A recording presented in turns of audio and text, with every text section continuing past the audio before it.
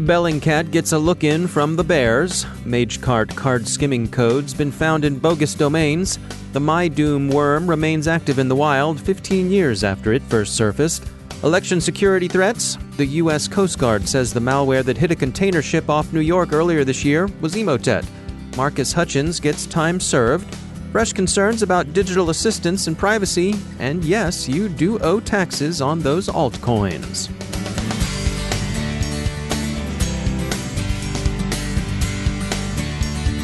Now I'd like to share some words about our sponsor, Akamai. You're familiar with cloud security, but what about security at the edge?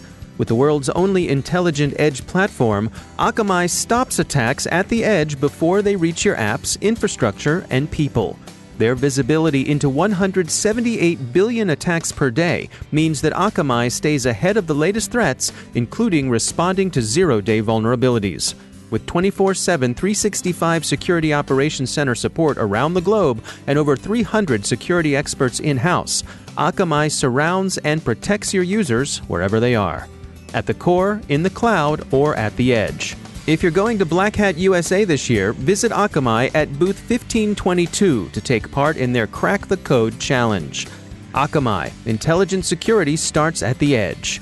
Learn more at Akamai, that's akamai.com/security. And we thank Akamai for sponsoring our show.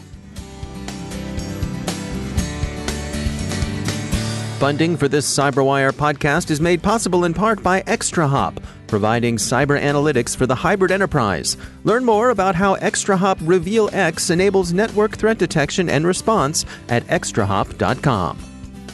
From the CyberWire studios at Data Tribe, I'm Dave Bittner with your CyberWire summary for Monday, July 29, 2019. Bellingcat, the investigative group that's long followed the activities of Russian security and intelligence services, says its Proton Mail accounts were subjected to a hacking attempt by Russia's military intelligence service, the GRU. Proton Mail says it successfully blocked the attempts. An increased Russian op tempo may be expected in cyberspace, especially given recent civil unrest in Moscow. Researchers at Sukhoi have found Magecart card-skimming script in faked Google domains. The skimmer supports theft on several payment gateways. Palo Alto Networks' Unit 42 reports that MyDoom, the old worm that surfaced in 2004, is still out and actively used in phishing campaigns. Its persistence is due in part to its self-sufficiency and to its aggressive utility. Krebs on Security calls it the unsexy threat to election security. It's the prospect that election officials might have their social media or email accounts spoofed or hijacked to spread disinformation immediately before, during, and immediately after voting. A civil grand jury in San Mateo County, California, the western part of Silicon Valley, warned that hijacked or spoofed accounts could be used to suppress voting by distributing misinformation about polling, or could be used to excite conflict with false reports of results. Thus, argues the report rendered by the California Superior Court for the County of San Mateo, securing the email and social media accounts of election officials shouldn't be overlooked. Secure voting machines by all means, but don't neglect the meta-electoral role that official electronic communications play. The U.S. Coast Guard last week released further details on a cyber attack that hit a merchant vessel inbound for the Port of New York and New Jersey. The Wall Street Journal says the malware involved was an Emotet variant. The deep draft container ship, U.S. flagged, reported a pervasive infestation of its internal network. The vessel itself was probably not the target, and the opportunistic infection, the Coast Guard said, was permitted by slipshod shipboard IT practices. Marcus Hutchins, the accidental hero of WannaCry and the deliberate villain of the Kronos banking Trojan, has been sentenced to time served and a year of supervised release for charges related to developing and selling Kronos. The presiding judge cited Hutchins's youth and apparent reform when he passed sentence. Hutchins will return to the UK and will be unlikely to be permitted back into the US, at least not for some time. Hutchins himself tweeted thanks to the many who supported him and expressed his gratitude to the judge for leniency and understanding. Some are surprised by the light sentence, as Kronos was neither a prank nor a tool for victimless criminality. It was a banking Trojan. Content moderation at YouTube, Facebook, and Twitter is largely done in a very labor-intensive fashion. Artificial intelligence remains, relatively speaking, in its infancy, and training AI inevitably requires extensive and detailed human curation. The pressure to moderate internet traffic, often motivated by well-intentioned concerns about radicalization, criminal conspiracy, and abuse, will continue to drive more intense inspection of online content. Wired reports that Facebook alumnus Alex Stamos, now at the Stanford Cyber Policy Center, for example, is establishing the Stanford Internet Observatory, a SETI-like data collection and analysis platform, except that unlike SETI, it's not looking for alien life. Instead, it's designed to ferret out the dangerous or otherwise objectionable stuff that crosses the web. The observatory seeks access to the data all the major online platforms collect. Implementing a comprehensive threat intelligence program for your organization may seem daunting, with countless information feeds available and many third-party providers offering their own customized threat intelligence products. Tom Hegel is a security researcher with AT&T Alien Labs, and he offers these insights. Threat intelligence has really kind of evolved quite a lot over the last 10 years at least. Things have changed quickly, and in the private industry, information security industry, we've really kind of taken threat intelligence, the approach and methodology of that. A lot of it has come from the government side or the military side of the threat actor and adversary tracking type of world.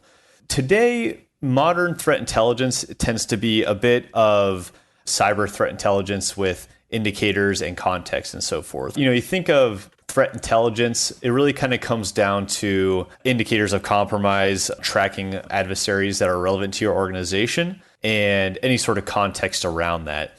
And how does it differ for most folks when it comes to actually consuming, actionable threat intelligence versus plain old feeds? Yeah, absolutely. Feeds tend to lack a lot of the context that would be considered true threat intelligence. For example, if I just give you a feed of bad file hashes or bad domains, that doesn't give you or the consumer any context to why it's bad. Should I be concerned maybe the confidence or severity of that? Threat intelligence is really that context and knowledge that sits on top of it all. Comparison would be feeds up against a finished intelligence report with all the context, including it was coming from this actor, it's relevant to these organizations, and maybe even this is how you would respond to it. So feeds are kind of what was like an early concept of threat intelligence, and still today is almost an immature view at threat intelligence. Nowadays, we want to look at finished intelligence in some fashion with all of that context on top of it. Now, in terms of organizations engaging with this and making sure that the investments they're making in it are providing a good return, what advice do you have there? Yeah, really kind of comes down to initially when you build the program around intaking or in some cases producing threat intelligence, you have to really know why and where to consume and how to benefit from it most. So if your provider of threat intelligence is supplying information that you are not able to even consume yet as a security program internally, you're not going to get the value that you're paying for. So you need to prepare to understand exactly how to benefit from it most. And that includes things like confirming intake capability, such as integrating with your other security platforms inside your organization. And then the ability to even respond to threat intelligence actions placed inside your network. If you trigger one of those bad domains from some APT group out there inside your network, do you have the skill sets, the processes, or even the technical capability to respond to that? So you need to kind of get some foothold before that you start to intake threat intelligence. And there's a lot of stuff that you should be trying to knock out before you start taking in and focusing on threat intelligence on these advanced actor groups or anything like that. We should try and focus on first knocking out some of the almost baselines of information security programs that are kind of standard nowadays, such as antivirus or access control basics and things like that, before you really start to take into account threat intelligence benefits. Yeah, it seems to me like there's a potential there for folks to become overwhelmed by the information that comes at them. Oh, absolutely. And that's one of those key pieces that really is necessary for that planning process is determining what's relevant and, focus on the highest value pieces of threat intelligence, something that has the most likelihood to occur and has the greatest potential impact against your organization. You don't really want to try and intake every piece of threat intelligence out in the world just to get started. Perhaps it's a good time to first focus on things that are relevant to your industry or maybe your location in the world or the type of business you do with certain customers. That'll help focus you on certain threat adversaries that, may be most likely to go after your organization. So, in that case, you're producing the most value right from the start without having to distract and take away too many resources from your program. That's Tom Hegel from AT&T Alien Labs. The Guardian reports that Apple contractors regularly hear stuff people would rather keep private. The report lists medical discussions, drug deals, and conversations and other sounds of shared intimacy as figuring in the material those human contract trainers, human helpers as Apple calls them, use to improve Siri's performance. 9 to 5 Mac reports Apple's response. Cupertino explains that such material, quote, is used to help Siri and dictation understand you better and recognize what you say, end quote. The International Business Times says that Apple intends to take its case to the public through a PR campaign. And finally, it's altcoin, so no income tax, right? Has that occurred to you? Probably not, because you're conscientious, prudent, and law-abiding, always erring on the side of good citizenship. But we're pretty sure that thought has crossed more than a few minds. Among the minds are those over at the United States Internal Revenue Service. The IRS is reminding cryptocurrency users that, yes, money they earn in the form of altcoin is indeed subject to taxation, just like regular coin. The IRS has sent out about 10,000 letters to people whose responsibility to alt-render onto Uncle Sam may have slipped their minds, CNBC reports. We expect the next wave of scam phone calls to be from the IRS police telling us that our Social Security has been compromised and offering us the chance to make the IRS whole with a credit card payment over the phone. That will be hooey and malarkey, something you say to fetch 'em in Arkansas. But the taxability of cryptocurrency gains is very real.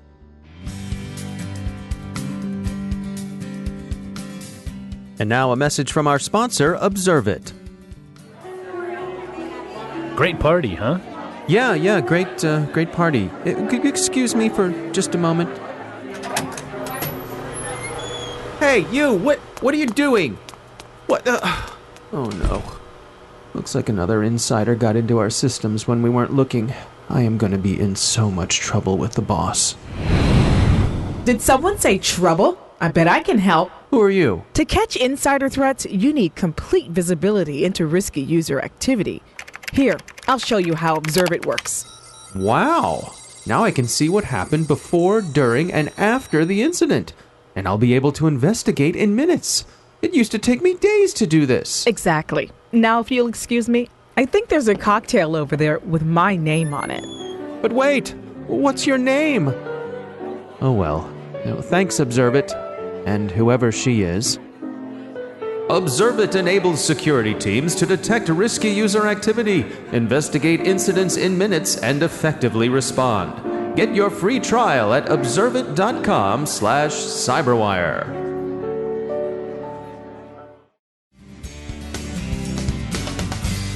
And joining me once again is Joe Carrigan. He's from the Johns Hopkins University Information Security Institute, also my co-host over on the Hacking Humans podcast.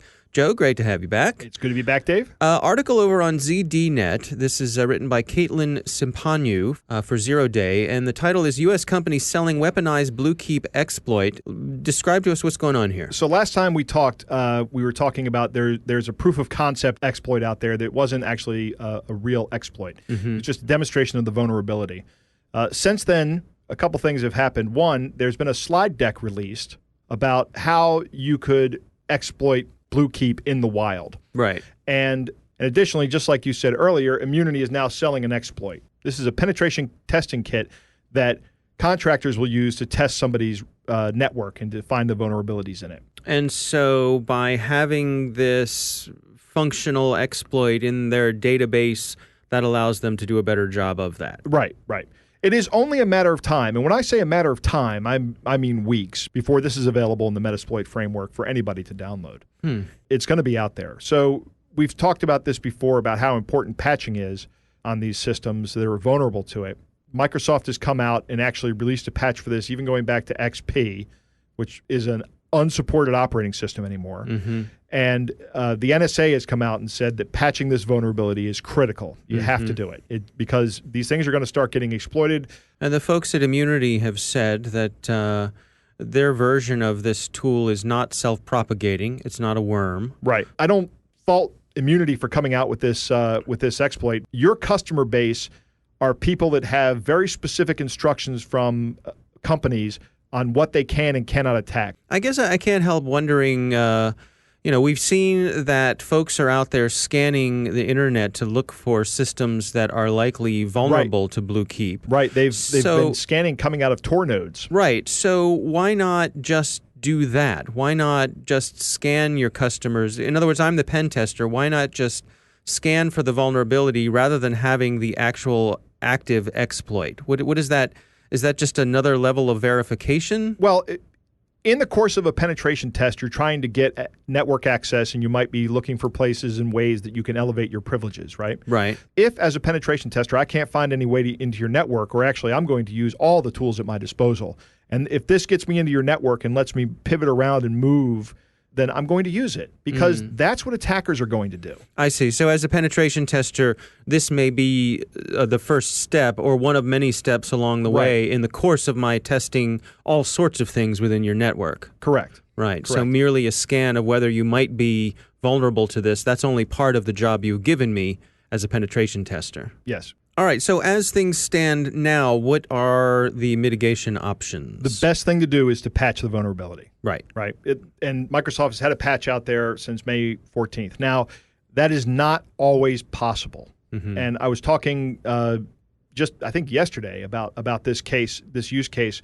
For example, if a hospital goes out and they buy a $10 million MRI machine, right, and that MRI machine is controlled by a Windows XP computer because they bought it 20 years ago. The vendor may have said to them, do not update this machine because if you update this machine, that's an unsupported change. Okay? You may not actually be able to update a machine that's vulnerable to BlueKeep, but there are other mitigations you can do. One of them is if you can enable network level authentication for remote desktop protocol, that eliminates the vulnerability. You can also just disable remote desktop protocol and say we're not going to be able to remote desktop into these machines. We're just actually going to have to go down there and connect to them physically. Right. Or you can make it so you can't RDP into these machines unless you're coming in from the network or through a VPN. Just in other words, keep RDP off the internet. It's generally a bad idea. I think that having RDP on the internet is just generally a bad idea. The only way you should be letting people remotely RDP into your system is if they come in through a VPN. I see. All right, so we keep beating this drum. This is a serious one. Do what you can and do not hesitate. Do not pass go. I'm going to make a prediction, Dave. Yeah. In the next month or two, we're going to see a huge infestation of a worm that uses this vulnerability to propagate around the internet. Now, that's the easiest part of my job is making these kind of predictions, Dave. Yeah, okay. All right. Well, very good. Joe Carrigan, thanks for joining us. My pleasure. And that's the CyberWire. Thanks to all of our sponsors for making the CyberWire possible, especially our supporting sponsor, Observit, the leading insider threat management platform.